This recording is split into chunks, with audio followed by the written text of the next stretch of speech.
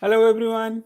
My name is Wais Asmal. Welcome to another episode of Tooways to Skin a Cat, a show where we talk career experiences, entrepreneurship, and investments. The main aim is to show that there's more than one way to be successful other than just climbing the corporate ladder. We are live on LinkedIn and YouTube, and the show will be available on podcast by tomorrow. So don't forget to like, subscribe, and click on that notification bell to get automatically notified when the next episode comes out. If you're joining us live, drop a one in the comments so that we know we're not talking to ourselves. And if you're watching the recording, drop a two in the comments.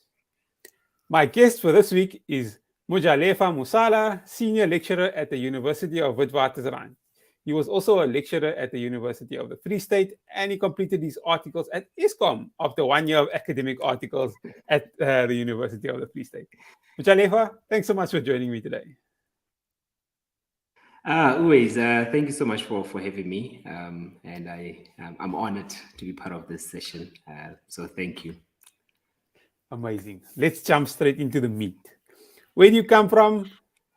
Oh, and even outside of work, who is Mojalefa Musala? Give us that backstory. There's a lot, eh? So maybe I'll try and just highlight some of the background. So I'm originally from the Free State, a very small town in the Free State called Lokolan. Very cold. If you think it's cold right now, I understand in Cape Town, in Joburg, it's crazy. But that side of the world, my friend, it's very cold. The only thing that is surrounding that place is a lot of farms, a lot of maize meal farming in South Africa, in the Free State, because we've got a flat surface. Did my primary school there. Didn't know much. My father was a broadcaster on a Sesotho radio station, one of the SABC radio stations. They had me as a teenager, so I'm a teenage pregnancy child. My mom had to drop out of school for a bit, and then she did go back and she actually finished her matric.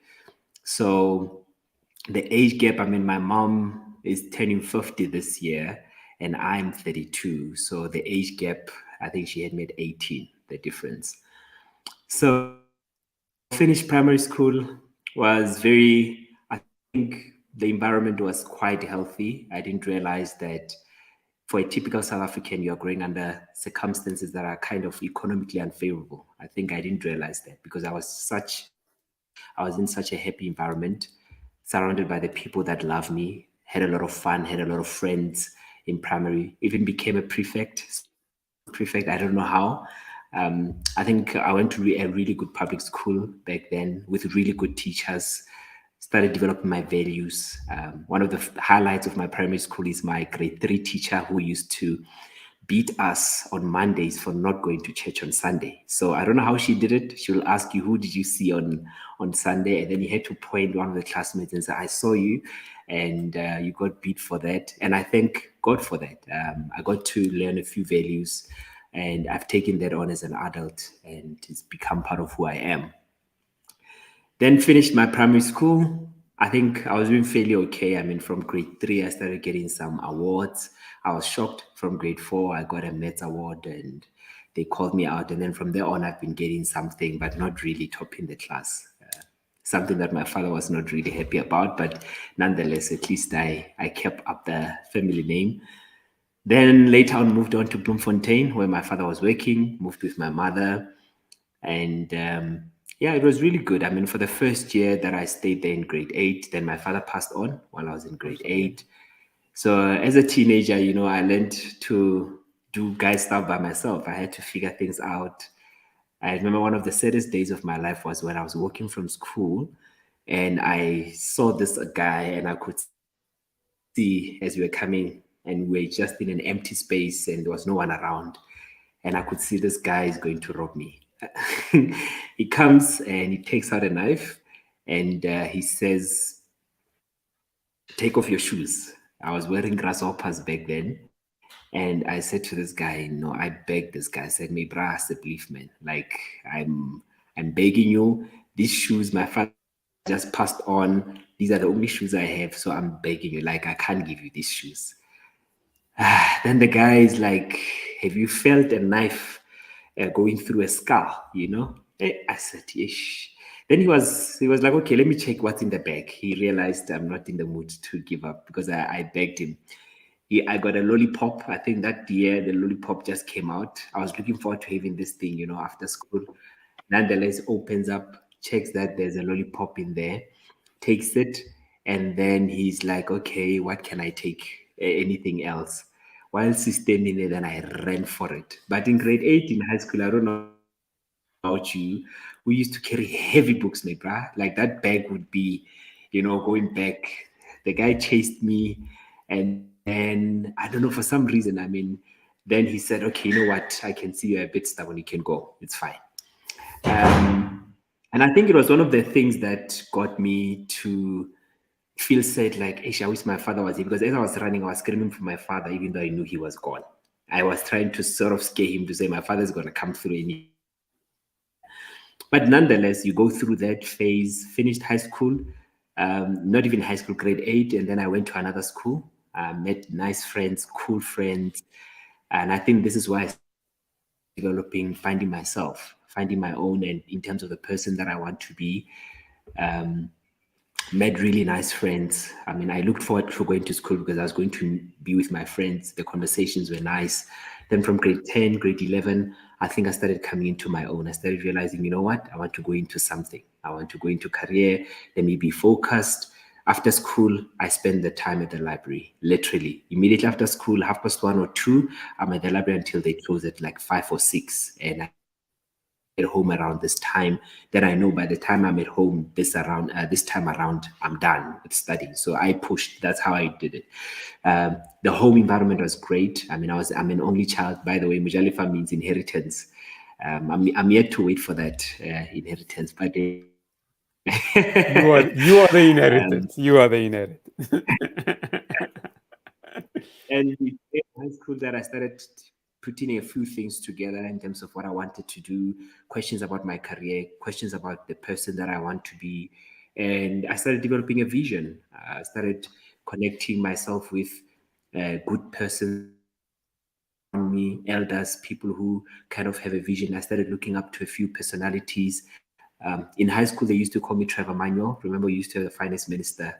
And they called me Trevor because I started thinking I was some kind of an important person. But I think that's where my character started building up. Did maths. Maths was difficult. Had a great teacher. Grateful for the guy. He used to give us extra classes for free. He used to like really push us. And I think that's where the passion came in. And I realized, I can be something. My class teacher back then, a very young lady, then I asked her, I do this whole accounting thing, and she gave me ideas. So went to study, finished matric, qualified to enter into an accounting program, and then that's my background. And so the values that I built over time was that of someone that said, who do I want to be? And I think I wouldn't trade any life experiences for the person that I am today. So if there's any details you need out of that, I try to just sum up my background a little bit, and then you tell me if there's anything you want to know more on that. No, I think let's jump into some of the questions, and I think we'll color out some of those backgrounds. I see. Looking at your LinkedIn profile, you lectured at the University of the Free State for over 5 years. That's quite a long time. What made you switch to Wits?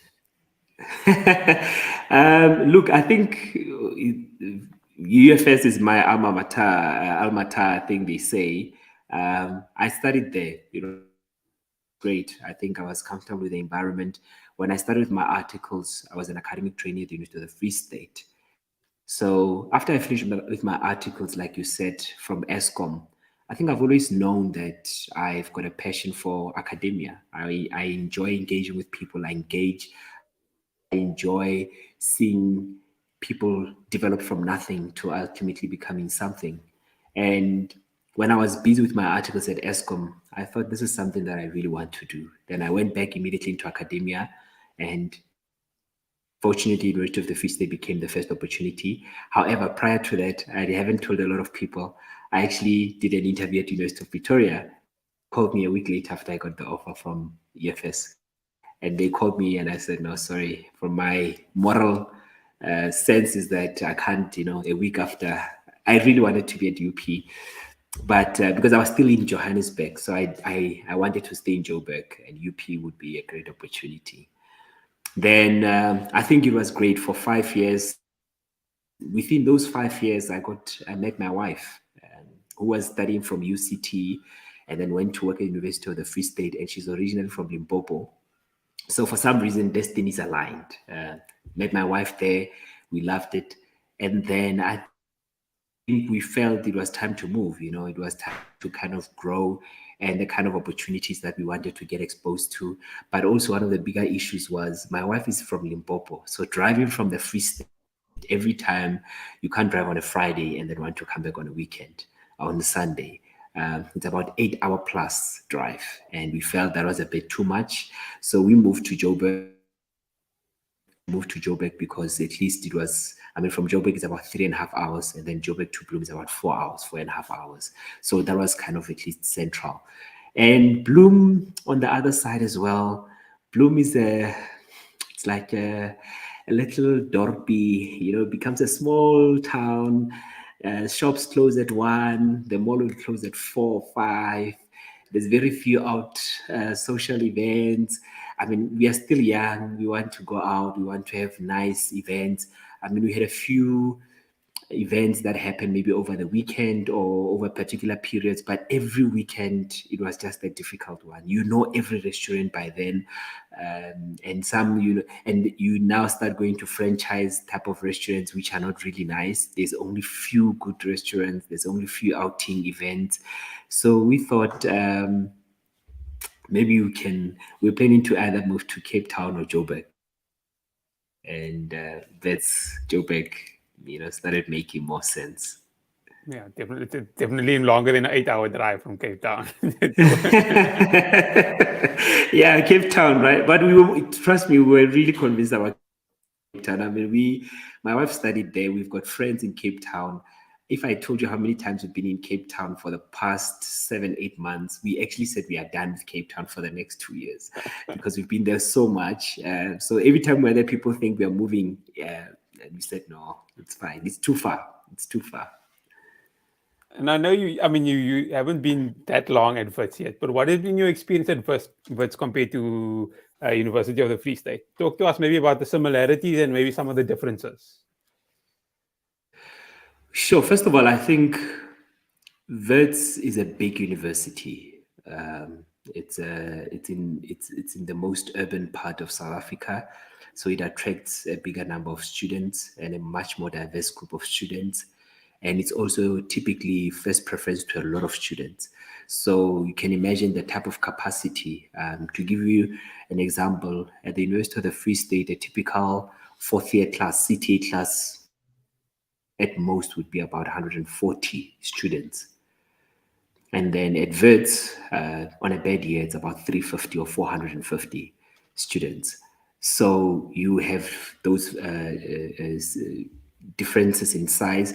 I mean, the accounting division, which I'm based in, we've got tax, accounting, auditing. Just each division at Wits is almost 90 or 80% of the whole staff makeup we had at UFS. So the numbers are huge. And I think secondly, being in Joburg, there's a lot more interaction at a higher level with audit firms, with various stakeholders. And I think you can get involved in different areas of the profession, something that if you're in the Free State, you had to fly in. And I think that sometimes became a logistical issue. So I think being around the university in Johannesburg just makes it even better. But I think more than anything else, like I said, because it's a bigger university, the stakes are higher.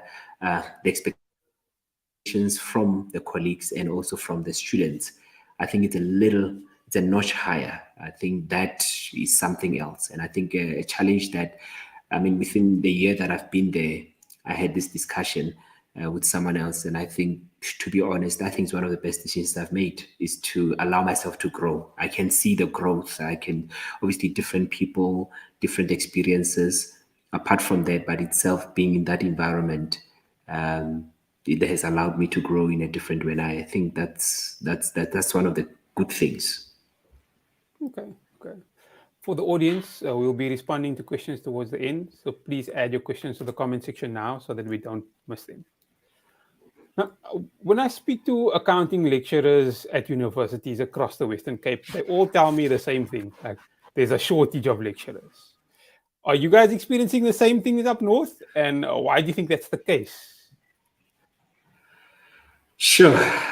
Wait, I'm not going to lie to you. I think, and I'm saying this because I think you need to know what you are getting into.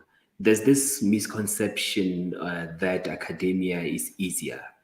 I think academia is like any other profession. Don't leave public practice or leave your space where you are acting as a typical accountant and you think you're going to come to academia to have it easy. There's no easy. I mean, the KPIs, the expectations are that you should do research, you should do teaching and learning. And by the way, teaching and learning as a profession in accountancy has become one of the major part of what we do. You can actually just spend your whole life as a lecturer just focusing on the teaching and learning, which is giving class, consulting, marking. That alone has a lot of energy that you need to consider. I mean, just today I had about 15 to 20 consultations because I've got third-year students who are writing tomorrow. I've got second-year students who are writing on Friday. So the energy I need to have from 9 hours consulting up until 3 p.m. So that is the first expectation. The second one is research. Accountants, we haven't done research. A lot of us don't know anything about research, but it's one of the things that is expected. And so you need to now take into account the teaching and learning expectations plus now this research, which you don't know. I know numbers. I know a bit of books. Tell me tax, tell me auditing, costing. I'll find my way around that. But research, writing things and referencing and all of that, that's a whole story on its own. Then there's something on citizenship and then administration and leadership. So basically in your department, you need to be involved in other things other than teaching and learning or research. That is maybe committees that address this area, and to try and keep abreast of all of these things is quite hectic. It can be very demanding.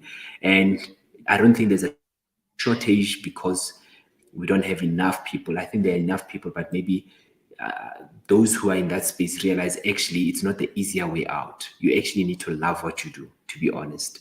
You're not getting paid more than anyone else in the market. You actually are restricting yourself. Flexibility, maybe there could be one or two. There are seasonal periods where it's hectic and there are days where it's down. Like now it's exam period, so everything's kind of a bit slow, but behind the closed doors, you are doing planning. So I think that's because those who do enter it realize, it's not as easy if I thought it was an easy way out. And those who stick it out are typically people who love it.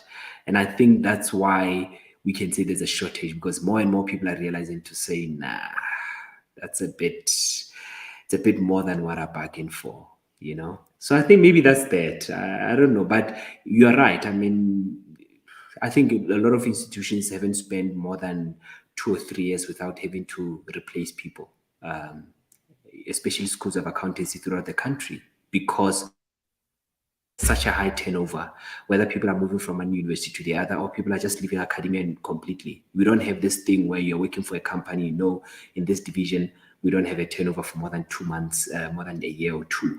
In academia, I think a year is quite a long time to be to last. So there could be an issue there. There could be something to write home about. But yeah, I think it's a problem based on the expectations that people never thought were there. You gave me something to think about because I never thought of it from that perspective. But yeah, very interesting. Moving on a little bit, I want to get your view on. Tell us about your article's experience at Eskom. What was it like, and would you recommend it to others? Sure. I'll tell you something, man, and I think my fellow Escomites would do it. I mean, let me start. Eskom is one of the first private company, apart from audit firms, that started the CA program in this country. It was one of the first amongst Nedbank. I think Nedbank, I don't know if Standard Bank, but a few banks that, apart from typical main route, Eskom was one of the first to get accredited. I think Eskom was I wouldn't trade it for anything. And the reason I was happy with that is because they funded my studies undergrad. And then they asked, do you want to come? I said, of course, I want to do it. and they had never even had a CA, an academic trainee from a university. Then they had to design a program to complete the rest of my competencies, but they accommodated me because the HOD at that time really gave them a motivation they couldn't refuse. Even brought in Psycha to say, we want this guy and can you work around it? But I don't regret it because the kind of experience I got at Eskom was amazing. And I look at all the guys, CAs at Eskom. One of them I can mention, there's a few who were senior managers at Eskom. One, I think, is a senior executive at MTN. The other lady is a CEO at Telkom. We had a lot of them. Every time you see those guys who left Eskom, they went on to do really great. And I think it's the type of training and exposure that we got. I mean, obviously, when you do your articles at a typical company, you rotate in different divisions. And let me tell you, no listed company, or we don't have enough listed companies that can show a revenue amount of anything more than 40 billion a year. It's very few listed companies that can get $1 billion on their revenue line item, and they are good. That's the numbers we dealt with. The type of recons when you did financials for Eskom, the type of projects. I mean, Medupi, Kusile, power stations, the projects. I was there when we were busy with Kusile in Mpumalanga, and we even went to do inspections. When you talk about cash generating units, people hear about it only in IS-16, and you haven't actually interacted with something of that nature. Eskom was a massive company. I mean, I would be blown away all the time. And the type of, this day, they're talking about accountants. The nature of the working environment is that you're going to have to work with other people from other divisions, and the kind of model that's working where you're no longer just like in auditing where it's just auditors together with the same type of thinking. We got into meetings with engineers, some of the greatest minds in this country, and the only thing they are looking from us is to say, well, this is the project, how do we evaluate, what is the accounting treatment, what is the evaluation of this accounting transaction? And you hear some of the great minds in this space, and it was mind-blowing. And I think we did valuations. Eskom had subsidiaries. We also did foreign companies that Eskom has subsidiaries that is related to, something that I don't think anyone would get exposed to. By the way, there's some of the tax sections, VAT, income tax. Eskom was leading some of the changes in there because the type of transactions they got into, some of it SARS had never been thought about. So we had to tell them, guys, this is a transaction. How do we go about it? Remember in tax, we did treaties, those treaties where they say if you borrow money from Germany and there's a treaty, they don't have to pay, you don't have to pay withholding tax or something like that.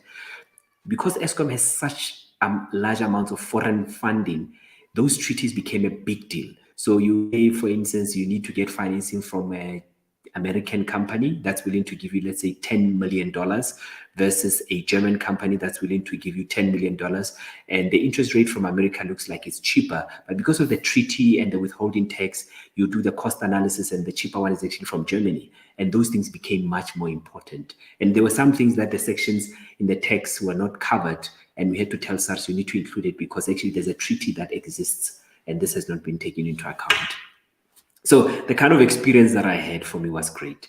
And just maybe the last part for me that helped me to know a lot of accountants, when they are doing their articles in their final year, they still don't know where they want to be. They still have this idea that, okay, I'm just going to do my articles, do audit firm, and then hopefully I'll find a job as a senior manager or as an account manager or reporting. I think at Eskom, I got to see what CAs do from middle, senior to executive level. I saw that and I realized maybe this is not something I really want to do. And I got to be a part of all of that. And I think from early on, that's why immediately when I finished my articles, I said, okay, this is exactly where I want to fit in. Whilst I feel like some article, if you've done your articles at an audit firm, a lot of times you've been so consumed in audit, you haven't thought be the space that you want to be in, and you haven't lived enough to see what a typical day looks like for a CA in that area. I know what a senior manager looks like.